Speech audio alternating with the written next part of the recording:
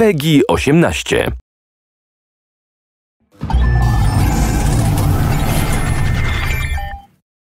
Hello everyone, I'm Colin Graham. I'm the animation director on Watch Dogs, and today I'm excited to present to you a vertical slice of the Watch Dogs free roaming experience. So actually, this is not a mission. Everything we're going to showcase today is completely systemic, and we're free to do as we please. We start off in the wards, the low-income district of our interpretation of Chicago. When creating the world of Watch Dogs, we wanted to stay true to the city and give a unique flavor to each and every neighborhood, not only in terms of the architecture, but also in terms of the people that you'll encounter and what is happening in their day-to-day lives. In the wards, you'll see working-class citizens, rusty cars, gang members, abandoned houses, and low-grade pawn shops. It's really not the kind of place that you're going to want to be alone after dark.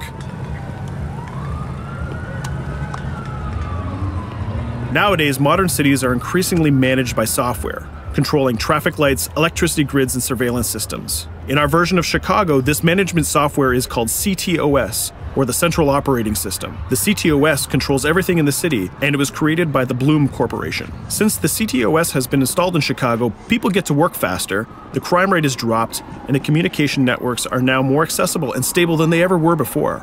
It goes without saying that if everything is connected, somebody able to take over the system would be extremely powerful. At this point in the game, we don't have control over this district's ctOS system.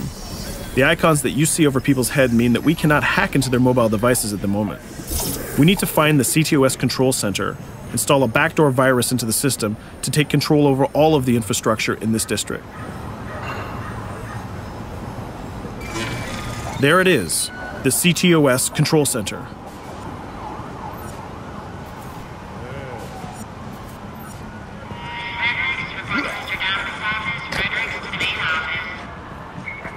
Watch it. You're walking someplace you got no business. It's heavily guarded. Let's see if we can find the server access codes from a distance. With cameras, we can explore restricted areas without being spotted, tag different guards, and access details on their lives. What the hell is she doing with that weasel motherfucker? It seems that Bloom employees all have a sort of shady past. There it is, the access code to the server room. Unfortunately, we can't access the server via the cameras. We need to sneak inside. One thing that was really important to us when we designed Watch Dogs was to fully support different player styles. Every situation in the game can be tackled the way the player sees fit. In this situation, we can go all out guns blazing, completely stealth without the guards ever seeing us, or we can hack from a distance without ever setting foot inside the restricted area. Let's hack this forklift.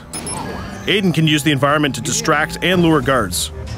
Pretty much anything you hack has multiple functions. So, for example, you could use this forklift to access the roof, or you could use it to create cover. Hacking in Watch Dogs is all about player expression.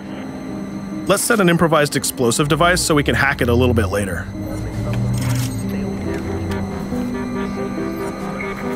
You'll also notice Aiden's low-profile stance. This indicates when the guards are unaware of our presence. We'll try to reach the upper level of the building to see if we can gain a vantage point over our opponents. Everything in the environment can be hacked, so we're going to make some dynamic cover. That's how you spend a day off. Some quality meat. We'll use this forklift to lure the guard towards our IED that we set earlier. Let's see how this plan unfolds. You're working them on.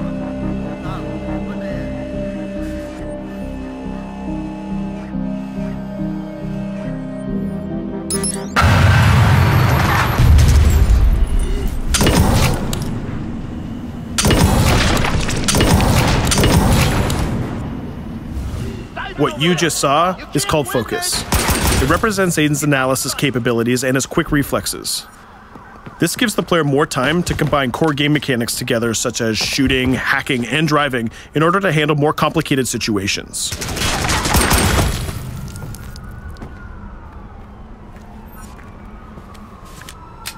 Now we can access that control room.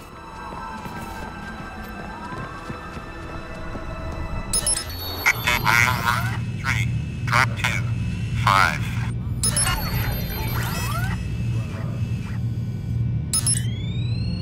Now we'll be able to hack all of the devices connected to the ctOS within the districts. Thousands of cameras, traffic lights, the electricity grid, and most importantly, all of the citizen information profiles. We can also benefit from the Chicago Police Department Crime Prediction System, which uses facial and pattern recognition to spot potential criminals or potential victims. Since this is a pretty rough neighborhood, I'm pretty sure we're going to stumble on some suspected criminal activity pretty soon. And there it is. The system just pushed an alert of a potential crime. We can see the system trying to triangulate the location on our minimap. Take note, this isn't a mission. This can happen anywhere at any time. We've just spotted a potential victim. It's always up to the player if he wants to investigate or not, to take action or not. So let's see how this turns out. Yeah, you're right. Could I just...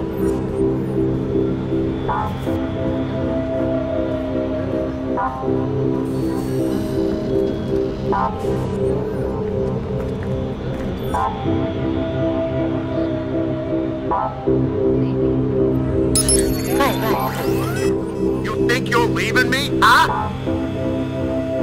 Jesus, I told you to stay away from me! You belong to me now. Get it? You better leave or I'll call the cops! I'll fucking kill you, goddammit! Get off! Yo! That was close. Good thing that we intervened. We managed to prevent the crime, but we triggered a chase. From here, the criminal's behavior is unpredictable. He can try to get away, shoot back at us, surrender, or call for backup.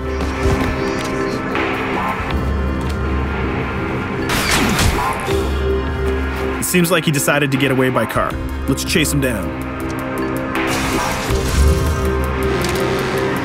In Watch Dogs, we have a wide variety of vehicles.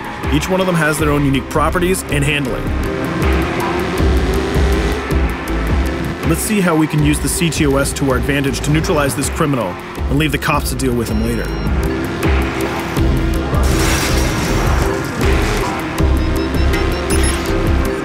The chase stops right here. Using the blockers usually reserved for the cops during interventions, we managed to stop this criminal without killing him. This gives us a reputation bonus. This system is at the core of the Watch Dogs experience. Depending on how we handle different situations in the game, the media and the citizens will have a different perception of our hero, whether he is a true vigilante or a reckless criminal. This will have repercussions throughout the game. Now, let's head for the Loop, the historical district of Chicago, where you're going to find the most iconic buildings in the city.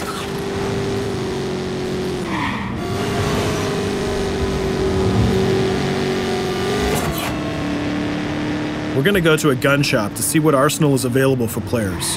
The economy is a big part of Watch Dogs. Players will be able to grow their arsenal with weapons and craft their tools in order to increase their power and their hacking abilities.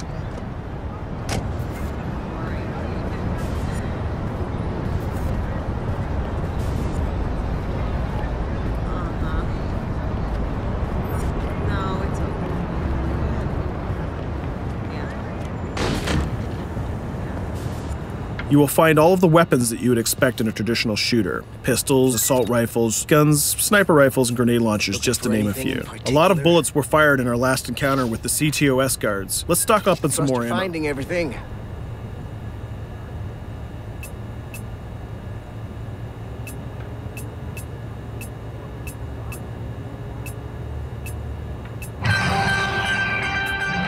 As we mentioned earlier, the media keep track of your actions and the citizens are going to react according to the perception that they have of you. Here, the media is reporting a crime in which you are the #1 suspect. The gun shop owner recognized you and decided to trigger a silent alarm to notify the police. Copy that. Possible wanted suspect presumed armed and dangerous. Police are now trying to locate the source of the threat using the surveillance system in the city, represented by the yellow circles on the minimap. Come in, PH3.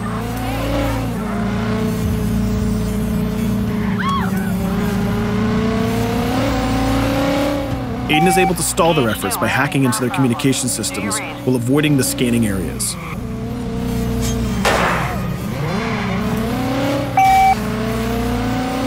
PH units, do you copy? Repeat, squad to all PH units. Once they've lost our trail, we can go back to our activities.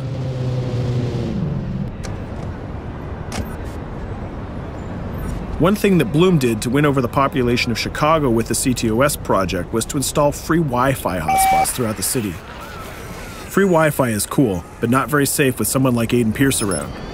Hacking into this box is going to give us access to every device that's connected to it. So let's see where that brings us.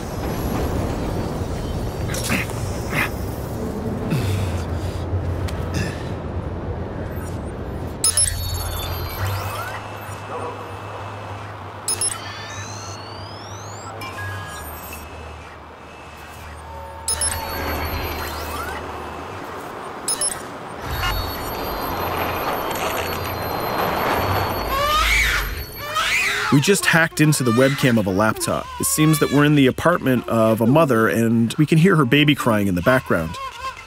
Her bank information is in her mobile phone sitting right there on the table in front of us. It's totally up to the player whether we decide to steal it or not. Of course, this won't affect our reputation because nobody can witness this action.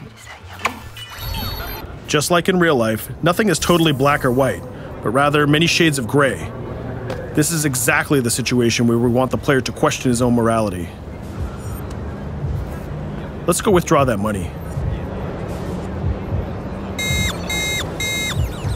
If you think that you're alone, think again. Aiden is not the only hacker in town. Someone's trying to install a backdoor virus on Aiden's phone in order to steal a portion of the information that he's gathered through the game so far. First, we're gonna have to reach the area where the signal is coming from.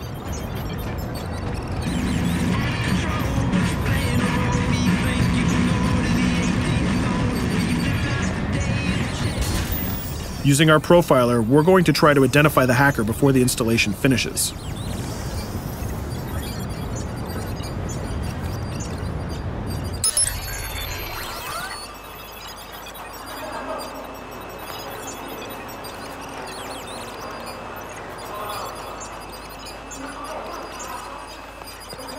There he is. In Watch Dogs, things aren't always what they seem to be. This is actually another player that seamlessly came into our single-player experience. Let's not let him get away with this. We're going to teach this guy a lesson.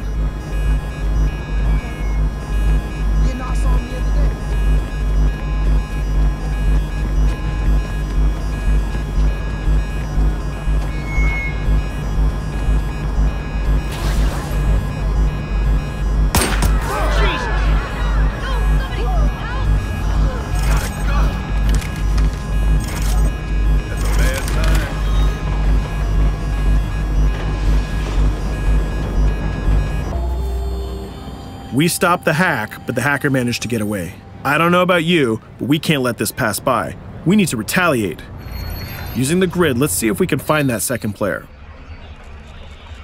There he is. Let's enter his game seamlessly.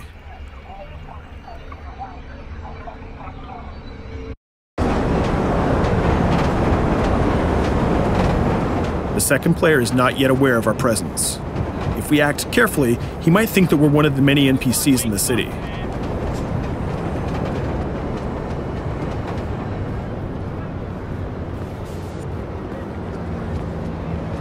What was that?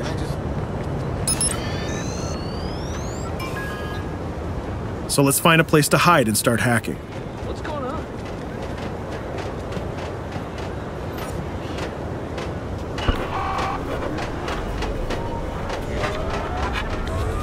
The second player has just been alerted that a breach has occurred on his phone. He's trying to find us using his profiler.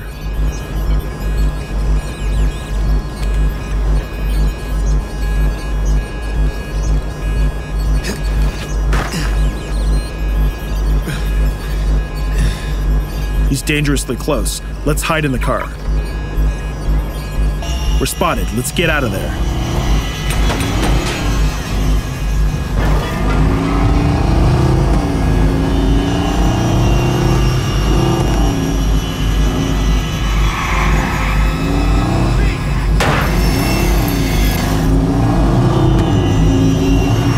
Let's set up an ambush right here. By dragging the other player back here into the alley, we make sure that no civilians get hurt during the firefight. We didn't succeed in hacking the second player, but we did get a little bit of revenge. So that's what we have time for today. We hope you enjoyed our quick gameplay session. Stay tuned for more about Watch Dogs.